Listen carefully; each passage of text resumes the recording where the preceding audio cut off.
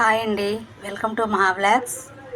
మారేడుకాయ దైవఫలం. ఈ మారేడుకాయ పండిన ఈ మారేడుకాయ గుజ్జును భక్తితో అమ్మవారికి నైవేద్యంగా పెడతారు.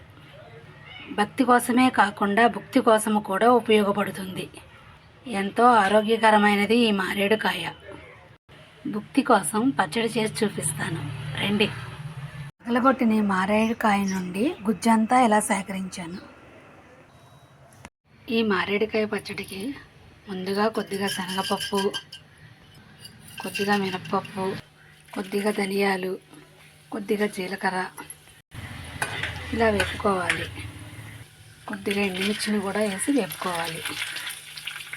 తరువాత ఇలా టమాటా ముక్కలను కూడా వేసి మగ్గించుకోవాలి. అలాగే కొద్దిగా కొత్తిమీర, కొద్దిగా చింతపండు వేసి బాగా మగ్గించుకోవాలి. పెట్టుకున్న ఈ తాలింపులు, కొత్తిమీర, టమాటా మగ్గబెట్టినది, మారేడుకాయ గుజ్జు, కొద్దిగా వెల్లుల్లి, చింతపండును కూడా ఇందులోనే వేసి మగ్గించాను. అలాగే వేపి పెట్టుకున్న కొద్దిగా నువ్వులు, ఇవన్నీ మిక్సీ పట్టుకోవాలి. కొద్దిగా ఉప్పు కూడా వేసుకోవాలి. మిక్సీ పట్టుకోవాలి. ఈ పచ్చడిని ఇలా చెక్క ముక్కలాగానే చేసుకోవాలి, మెత్తగా చేయకూడదు. పచ్చడిని తాలింపు పెట్టుకోవాలి. తాలింపు సరుకులన్నీ వేసుకొని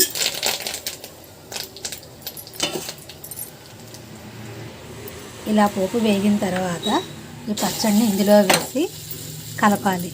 వేడివేడి అన్నంలో ఈ పచ్చడి కలుపుకున్నప్పుడు అప్పటికప్పుడు తినేలా ఉంటే ఉల్లిపాయ కలుపుకొని తింటే చాలా టేస్టీగా ఉంటుంది ఈ పచ్చడి. ఇంతేనండి మారేడుకాయ పచ్చడి. నేను చేసిన వంటలు నచ్చినట్లయితే లైక్ చేయండి, షేర్ చేయండి, సబ్స్క్రైబ్ చేసుకోండి. Thank you for watching.